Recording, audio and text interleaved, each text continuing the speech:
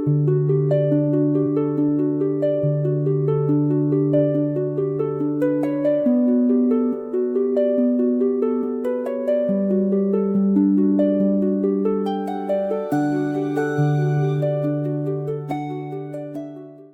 encíclica Dilexit-nos del Santo Padre Francisco sobre el amor humano y divino del corazón de Jesucristo. Capítulo 3. Este es el corazón que tanto amó. La devoción al corazón de Cristo no es el culto a un órgano separado de la persona de Jesús. Lo que contemplamos y adoramos es a Jesucristo entero, el Hijo de Dios hecho hombre, representado en una imagen suya donde está destacado su corazón. En este caso se toma al corazón de carne como imagen o signo privilegiado del centro más íntimo del Hijo encarnado y de su amor a la vez divino y humano, porque más que cualquier otro miembro de su cuerpo es signo o símbolo natural de su inmensa caridad. Adoración a Cristo. Es indispensable destacar que nos relacionamos en la amistad y en la adoración con la persona de Cristo, atraídos por el amor que se representa en la imagen de su corazón. Veneramos esa imagen que lo representa, pero la adoración se dirige solo a Cristo vivo, en su divinidad y en toda su humanidad, para dejarnos abrazar por su amor humano y divino.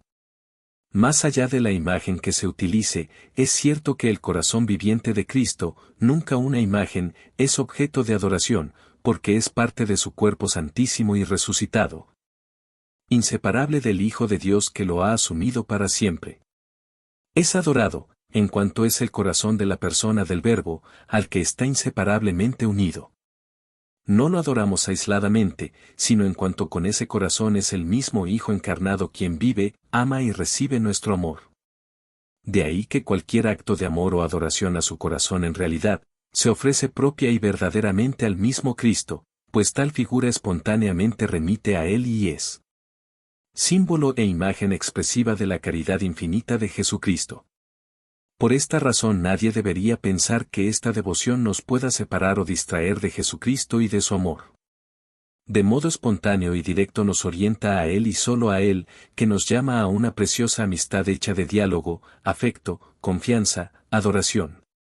Ese Cristo con el corazón traspasado y ardiente, es el mismo que nació en Belén por amor, es el que caminaba por Galilea sanando, acariciando, derramando misericordia. Es el que nos amó hasta el fin abriendo sus brazos en la cruz. En definitiva, es el mismo que ha resucitado y vive glorioso en medio de nosotros. La veneración de su imagen. Cabe indicar que la imagen de Cristo con su corazón, aunque de ninguna manera es objeto de adoración, no es una entre tantas otras que podríamos elegir. No es algo inventado en un escritorio o diseñado por un artista, no es un símbolo imaginario, es un símbolo real, que representa el centro, la fuente de la que brotó la salvación para toda la humanidad. Hay una experiencia humana universal que vuelve única esta imagen. Porque es indudable que a lo largo de la historia y en diversas partes del mundo el corazón se ha convertido en símbolo de la intimidad más personal y también de los afectos, las emociones, la capacidad de amar. Fuera de toda explicación científica, una mano colocada en el corazón de un amigo expresa un afecto especial. Cuando una persona se enamora y está cerca de la persona amada, los latidos se aceleran. Cuando alguien sufre un abandono o un engaño de parte de una persona amada, siente como una fuerte opresión en el corazón. Por otra parte, para expresar que algo es sincero, que brota realmente del centro de la persona, se afirma, te lo digo de corazón. El lenguaje poético no puede ignorar la fuerza de estas experiencias. Por eso es inevitable que durante la historia el corazón haya alcanzado una fuerza simbólica única que no es meramente convencional. Entonces se comprende que la Iglesia haya elegido la imagen del corazón para representar el amor humano y divino de Jesucristo y el núcleo más íntimo de su persona. Pero, si bien el dibujo de un corazón con llamas de fuego puede ser un símbolo elocuente que nos recuerde el amor de Jesucristo, es conveniente que ese corazón sea parte de una imagen de Jesucristo. De ese modo es aún más significativo su llamado a una relación personal, de encuentro y de diálogo. Esa imagen venerada de Cristo, donde se destaca su corazón amante, tiene al mismo tiempo una mirada que llama al encuentro, al diálogo, a la confianza, tiene unas manos fuertes capaces de sostenernos. Tiene una boca que nos dirige la palabra de un modo único y personalísimo. El corazón tiene el valor de ser percibido no como un órgano separado sino como centro íntimo unificador y a su vez como expresión de la totalidad de la persona, cosa que no sucede con otros órganos del cuerpo humano. Si es el centro íntimo de la totalidad de la persona, y por lo tanto una parte que representa al todo, podemos fácilmente desnaturalizarlo si lo contemplamos separadamente de la figura del Señor. La imagen del corazón debe referirnos a la totalidad de Jesucristo en su centro unificador y, simultáneamente, desde ese centro unificador debe orientarnos a contemplar a Cristo en toda la hermosura y riqueza de su humanidad y de su divinidad. Esto va más allá del atractivo que puedan tener las diversas imágenes que se han hecho del corazón de Cristo, porque no es que ante las imágenes de Cristo haya que pedirles algo a ellas, o que haya que poner la confianza en las imágenes, como antiguamente hacían los paganos, sino que, por medio de las imágenes que besamos y ante las cuales descubrimos nuestra cabeza y nos prosternamos, adoramos a Cristo. Es más, alguna de esas imágenes podrá parecernos poco atractiva y no movernos demasiado al amor y a la oración. Eso es secundario, ya que la imagen no es más que una figura motivadora, y, como dirían los orientales, no hay que quedarse en el dedo que indica la luna. Mientras la Eucaristía es presencia real que se adora, en este caso se trata solo de una imagen que, aunque esté bendecida, nos invita a ir más allá de ella. Nos orienta a elevar nuestro propio corazón al de Cristo vivo y unirlo a Él. La imagen venerada convoca, señala, transporta, para que dediquemos un tiempo al encuentro con Cristo y a su adoración, como nos parezca mejor imaginarlo. De este modo, mirando la imagen nos situamos frente a Cristo, y ante Él, el amor se detiene, contempla el misterio, lo disfruta en silencio. Dicho todo esto, no hay que olvidar que esa imagen del corazón nos habla de carne humana, de tierra, y por eso también nos habla de Dios que ha querido entrar en nuestra condición histórica, hacerse historia y compartir nuestro camino terreno. Una forma de devoción más abstracta o estilizada no será necesariamente más fiel al Evangelio, porque en este signo sensible y accesible se manifiesta el modo como Dios ha querido revelarse y volverse cercano. Amor sensible. Amor y corazón no están necesariamente unidos, porque en un corazón humano pueden reinar el odio, la indiferencia, el egoísmo. Pero no alcanzamos nuestra humanidad plena si no salimos de nosotros mismos, y no llegamos a ser enteramente nosotros mismos si no amamos. De manera que el centro íntimo de nuestra persona, creado para el amor, solo realizará el proyecto de Dios cuando ame. Así, el símbolo del corazón al mismo tiempo simboliza el amor. El Hijo Eterno de Dios, que me trasciende sin límites, quiso amarme también con un corazón humano. Sus sentimientos humanos se vuelven sacramento de un amor infinito y definitivo. Su corazón no es entonces un símbolo físico que solo expresa una realidad meramente espiritual o separada de la materia. La mirada dirigida al corazón del Señor contempla una realidad física, su carne humana, que hace posible que Cristo tenga emociones y sentimientos bien humanos, como nosotros, aunque plenamente transformados por su amor divino. La devoción debe llegar al amor infinito de la persona del Hijo de Dios, pero necesitamos expresar que es inseparable de su amor humano, y para ello nos ayuda la imagen de su corazón de carne. Si todavía hoy el corazón se percibe en el sentir popular como el centro afectivo de cada ser humano, es lo que mejor puede significar el amor divino de Cristo unido para siempre y de modo inseparable a su amor íntegramente humano. Ya Pío XII recordaba que la palabra de Dios, al describir el amor del corazón mismo de Jesús, comprende no solo la caridad divina, sino también los sentimientos de un afecto humano. No hay duda de que el corazón de Cristo, unido hipostáticamente a la persona divina del Verbo, palpitó de amor y de todo otro afecto sensible. En los padres de la Iglesia, frente a algunos que negaban o relativizaban la verdadera humanidad de Cristo, encontramos una fuerte afirmación de la realidad concreta y tangible del afecto humano del Señor. Así, San Basilio destacaba que la encarnación del Señor no era algo fantasioso, sino que, el Señor poseyó los afectos naturales. San Juan Crisóstomo proponía un ejemplo: si no hubiera poseído nuestra naturaleza, no hubiera experimentado una y más veces la tristeza. San Ambrosio afirmaba, ya que tomó el alma, tomó las pasiones del alma. Y San Agustín presentaba los afectos humanos como una realidad que, una vez asumida por Cristo, ya no es ajena a la vida de la gracia. Nuestro Señor Jesucristo tomó estos afectos de la humana flaqueza. Lo mismo que la carne de la debilidad humana, y la muerte, de la carne humana, no por imposición de la necesidad, sino por consideración voluntaria, de suerte que, si a alguno de ellos le aconteciere contristarse y dolerse en las tentaciones humanas, por esto no se juzgase ajeno a su gracia. Finalmente, San Juan Damasceno consideraba que esta experiencia afectiva real de Cristo en su humanidad es muestra de que asumió íntegra y no parcialmente nuestra naturaleza, para redimirla y transformarla entera.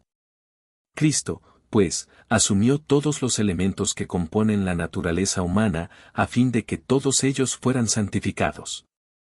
Vale la pena recoger aquí la reflexión de un teólogo, quien reconoce que, por el influjo del pensamiento griego, la teología durante mucho tiempo relegó el cuerpo y los sentimientos al mundo de lo prehumano, infrahumano o tentador de lo verdaderamente humano, pero, lo que no resolvió la teología en teoría lo resolvió la espiritualidad en la práctica.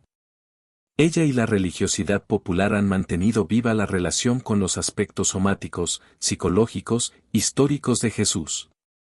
Los Vía Crucis, la devoción a sus llagas, la espiritualidad de la preciosa sangre, la devoción al corazón de Jesús, las prácticas eucarísticas. Todo ello ha suplido los vacíos de la teología, alimentando la imaginación y el corazón, el amor y la ternura para con Cristo, la esperanza y la memoria, el deseo y la nostalgia. La razón y la lógica anduvieron por otros caminos. Triple amor. Tampoco nos quedamos solo en sus sentimientos humanos, por más bellos y conmovedores que sean, porque contemplando el corazón de Cristo reconocemos como en sus sentimientos nobles y sanos, en su ternura, en el temblor de su cariño humano, se manifiesta toda la verdad de su amor divino e infinito. Así lo expresaba Benedicto XVI, desde el horizonte infinito de su amor, Dios quiso entrar en los límites de la historia y de la condición humana, tomó un cuerpo y un corazón, de modo que pudiéramos contemplar y encontrar lo infinito en lo finito, el misterio invisible e inefable en el corazón humano de Jesús, el Nazareno. 65. En realidad, hay un triple amor que se contiene y nos deslumbra en la imagen del corazón del Señor. Ante todo, el amor divino infinito que encontramos en Cristo.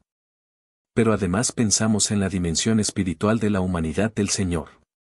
Desde ese punto de vista, el corazón es símbolo de la ardentísima caridad que, infundida en su alma, constituye la preciosa dote de su voluntad humana. Finalmente, es símbolo de su amor sensible. Estos tres amores no son capacidades separadas, que funcionan de un modo paralelo o sin conexiones, sino que actúan y se expresan juntos y en un constante flujo de vida, a la luz de la fe, por la cual creemos que en la persona de Cristo están unidas la naturaleza humana y la naturaleza divina. Nuestra mente se torna idónea para concebir los estrechísimos vínculos que existen entre el amor sensible del corazón físico de Jesús y su doble amor espiritual, el humano y el divino. Por eso, entrando en el corazón de Cristo, nos sentimos amados por un corazón humano, lleno de afectos y sentimientos como los nuestros. Su voluntad humana quiere libremente amarnos y ese querer espiritual está plenamente iluminado por la gracia y la caridad. Llegando a lo más íntimo de ese corazón nos inunda la gloria inconmensurable de su amor infinito como Hijo eterno que ya no podemos separar de su amor humano. Precisamente en su amor humano, y no apartándonos de él, encontramos su amor divino, encontramos lo infinito en lo finito. Es enseñanza constante y definitiva de la Iglesia que nuestra adoración a su persona es única, y comprende inseparablemente tanto su naturaleza divina como su naturaleza humana. Desde antiguo la Iglesia enseña que debemos adorar a un único y mismo Cristo, Hijo de Dios y del hombre, por dos y en dos naturalezas inseparables e indivisas. Y esto, con una sola adoración según que el Verbo se hizo carne. De ninguna manera Cristo es adorado en dos naturalezas, de donde se introducen dos adoraciones, sino que se adora con una sola adoración al Dios Verbo encarnado con su propia carne. San Juan de la Cruz ha querido expresar que en la experiencia mística el amor inconmensurable de Cristo resucitado no se siente como ajeno a nuestra vida. El infinito de algún modo se abaja para que a través del corazón abierto de Cristo podamos vivir un encuentro de amor verdaderamente mutuo. Cosa creíble es que el ave de bajo vuelo prenda al águila real muy subida. Si ella se viene a lo bajo, queriendo ser presa. Y explica que, viendo a la esposa herida de su amor, él también al gemido de ella viene herido del amor de ella, porque en los enamorados la herida de uno es de entrambos y un mismo sentimiento tienen los dos. Este místico entiende la figura del costado herido de Cristo como un llamado a la unión plena con el Señor. Él es el siervo vulnerado, herido cuando todavía no nos hemos dejado alcanzar por su amor, que baja a las corrientes de aguas para saciar su propia sed y encuentra consuelo cada vez que nos volvemos a él. Vuélvete, paloma. Que el siervo vulnerado por el otero asoma.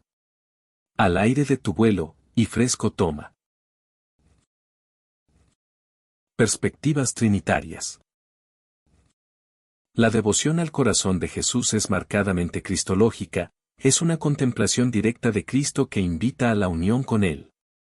Esto es legítimo si tenemos en cuenta lo que pide la carta a los Hebreos, correr nuestra carrera con los ojos fijos en Jesús. Sin embargo, no podemos ignorar que, al mismo tiempo, Jesús se presenta como camino para ir al Padre, yo soy el camino. Nadie va al Padre, sino por mí. Él nos quiere llevar al Padre. Así se entiende porque la predicación de la Iglesia, desde los comienzos, no nos detiene en Jesucristo, sino que nos conduce al Padre. Él es quien, en último término, como plenitud fontal, debe ser glorificado. Detengámonos, por ejemplo, en la carta a los Efesios, donde se puede advertir con fuerza y claridad cómo nuestra adoración se orienta al Padre. Doblo mis rodillas delante del Padre, hay un solo Dios y Padre de todos. Que está sobre todos, lo penetra todo y está en todos, siempre y por cualquier motivo, den gracias a Dios, nuestro Padre. El Padre es aquel, a quien nosotros estamos destinados. Por eso, decía San Juan Pablo II que, toda la vida cristiana es como una gran peregrinación hacia la casa del Padre. Es lo que experimentó San Ignacio de Antioquía de camino al martirio, siento en mi interior la voz de un agua viva que me habla y me dice, ven al Padre. Es ante todo el Padre de Jesucristo, bendito sea Dios, el Padre de nuestro Señor Jesucristo. Es, el Dios de nuestro Señor Jesucristo, el Padre de la gloria. Cuando el Hijo se hizo hombre, todos los deseos y aspiraciones de su corazón humano se orientaban hacia el Padre. Si vemos cómo Cristo se refería al Padre podemos advertir esta fascinación de su corazón humano, esta perfecta y constante orientación al Padre. Su historia en esta tierra nuestra fue un caminar sintiendo en su corazón humano un llamado incesante de ir al Padre. Sabemos que la palabra aramea que él usaba para dirigirse al Padre era Abba, que significa papito. En su época algunos se molestaban por esa familiaridad. Es la expresión que usó Jesús para comunicarse con el Padre cuando aparecía la angustia de la muerte. Abba, Padre, todo te es posible, aleja de mí este cáliz, pero que no se haga mi voluntad, sino la tuya. Siempre se reconoció amado por el Padre, ya me amabas antes de la creación del mundo. Y Jesús, en su corazón humano, se extasiaba escuchando que el Padre le decía, tú eres mi Hijo muy querido, en ti tengo puesta toda mi predilección. El cuarto Evangelio dice que el Hijo eterno del Padre estuvo siempre en el seno del Padre. San Ireneo afirma que el Hijo de Dios existió siempre frente al Padre. Y Orígenes sostiene que el Hijo persevera en la incesante contemplación del abismo paterno. Por eso, cuando el Hijo se hizo hombre, pasaba noches enteras comunicándose con el Padre amado en la cima del monte. Él decía, debo ocuparme de los asuntos de mi Padre. Miremos sus alabanzas. Jesús se estremeció de gozo, movido por el Espíritu Santo, y dijo, Te alabo, Padre, Señor del cielo y de la tierra. Y sus últimas palabras llenas de confianza fueron, Padre, en tus manos encomiendo mi espíritu. Volvamos ahora los ojos al Espíritu Santo, que colma el corazón de Cristo y arde en él. Porque, como decía San Juan Pablo II, el corazón de Cristo es la obra maestra del Espíritu Santo.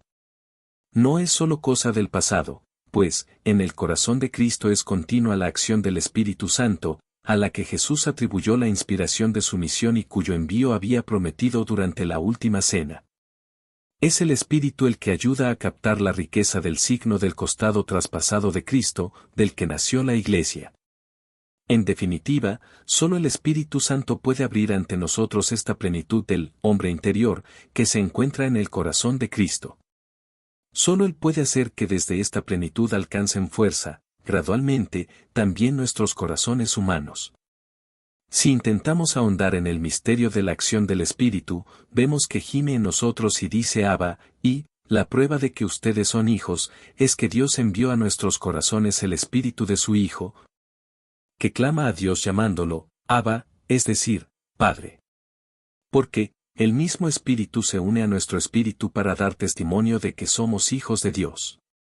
La acción del Espíritu Santo en el corazón humano de Cristo provoca sin cesar esa atracción hacia su Padre. Y cuando nos une a los sentimientos de Cristo por la gracia, nos hace participar de la relación del Hijo con el Padre, es el espíritu de hijos adoptivos que nos hace llamar a Dios Abba, es decir, Padre. Entonces, nuestra relación con el corazón de Cristo se transforma bajo ese impulso del Espíritu, que nos orienta hacia el Padre, fuente de la vida y último origen de la gracia. Cristo mismo no desea que nos detengamos solo en Él. El amor de Cristo es revelación de la misericordia del Padre. Su deseo es que, impulsados por el Espíritu que brota de su corazón, con Él y en Él vayamos al Padre. La gloria se dirige hacia el Padre por Cristo, con Cristo y en Cristo. San Juan Pablo II enseñaba que, el corazón del Salvador invita a remontarse al amor del Padre, que es el manantial de todo amor auténtico. Eso mismo es lo que el Espíritu Santo, que llega a nosotros desde el corazón de Cristo, busca alimentar en nuestros corazones. De ahí que la liturgia, bajo la acción vivificadora del Espíritu, siempre se dirige al Padre desde el corazón resucitado de Cristo. Expresiones magisteriales recientes. De formas diferentes el corazón de Cristo estuvo presente en la historia de la espiritualidad cristiana. En la Biblia y en los primeros siglos de la Iglesia aparecía bajo la figura del costado herido del Señor, sea como fuente de la gracia, sea como un llamado a un encuentro íntimo de amor. Así reapareció constantemente en el testimonio de muchos santos hasta el día de hoy. En los últimos siglos esta espiritualidad fue tomando forma como un verdadero culto al corazón del Señor. Varios de mis predecesores se han referido al corazón de Cristo e invitaron a unirse a él con lenguajes muy diversos. A fines del siglo XIX, León XIII nos invitaba a consagrarnos a él y en su propuesta unía al mismo tiempo el llamado a la unión con Cristo y la admiración ante el esplendor de su infinito amor. Unos 30 años después Pío XI presentaba esta devoción como una suma de la experiencia de fe cristiana. Más aún, Pío XII sostuvo que el culto al Sagrado Corazón expresa de modo excelente, como una sublime síntesis, nuestro culto a Jesucristo. Más recientemente, San Juan Pablo II presentó el desarrollo de este culto en los siglos pasados como una respuesta ante el crecimiento de formas rigoristas y desencarnadas de espiritualidad que olvidaban la misericordia del Señor, pero, al mismo tiempo, como un llamado actual ante un mundo que pretende construirse sin Dios, la devoción al Sagrado Corazón, tal como se desarrolló en la Europa de hace 2 siglos. Bajo el impulso de las experiencias místicas de Santa Margarita María Alacoque. Fue la respuesta al rigorismo jansenista, que había acabado por desconocer la infinita misericordia de Dios. El hombre del año 2000 tiene necesidad del corazón de Cristo para conocer a Dios y para conocerse a sí mismo, tiene necesidad de él para construir la civilización del amor.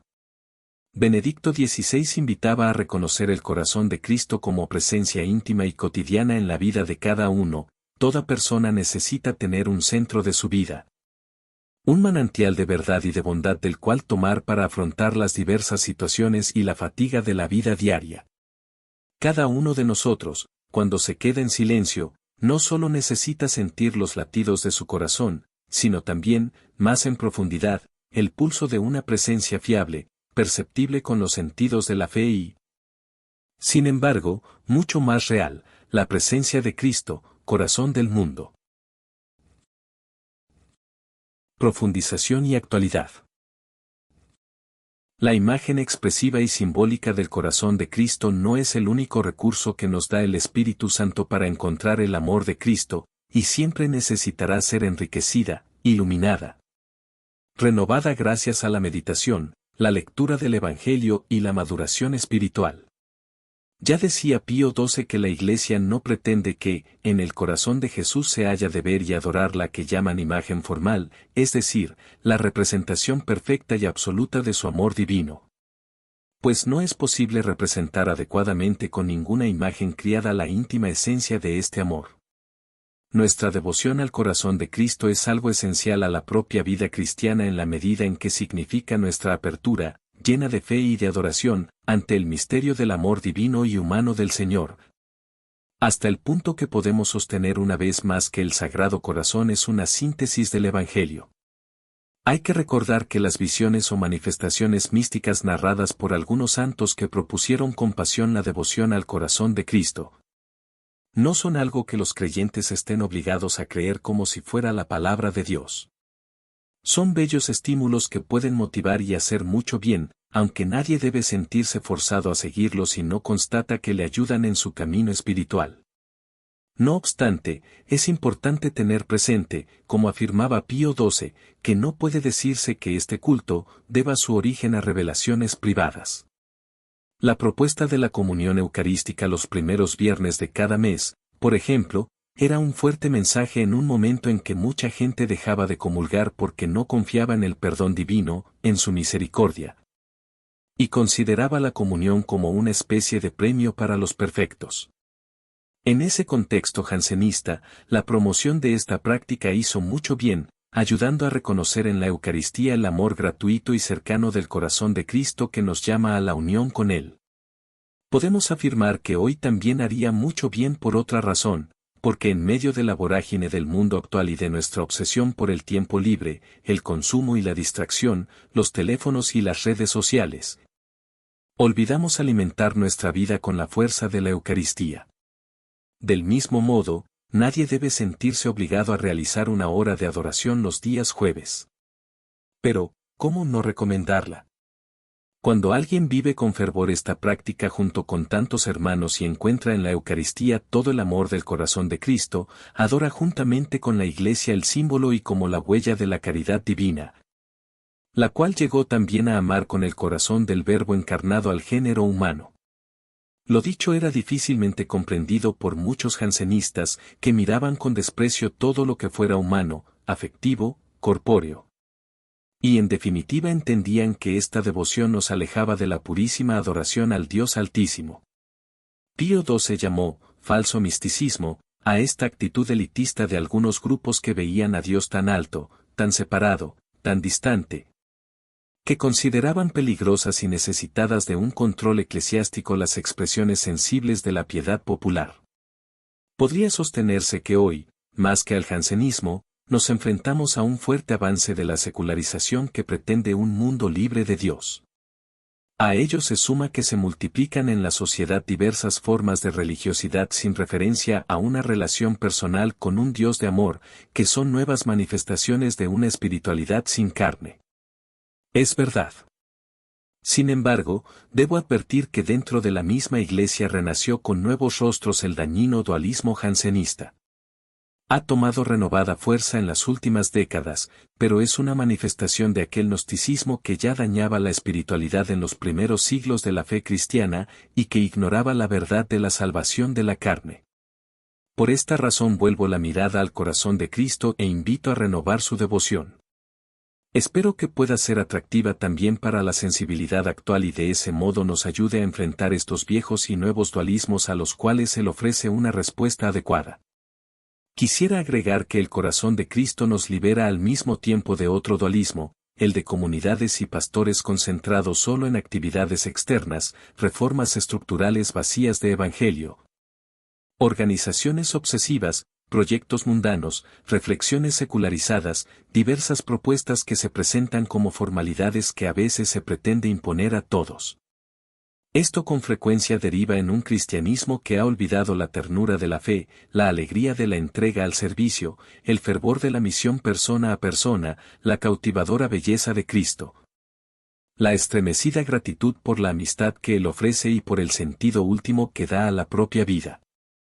Se trata de otra forma de engañoso trascendentalismo, igualmente desencarnado.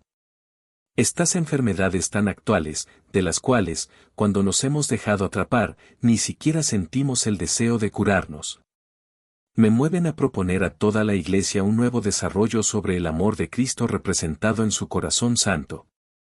Allí podemos encontrar el Evangelio entero, allí está sintetizada la verdad que creemos, allí está cuanto adoramos y buscamos en la fe, allí está lo que más necesitamos.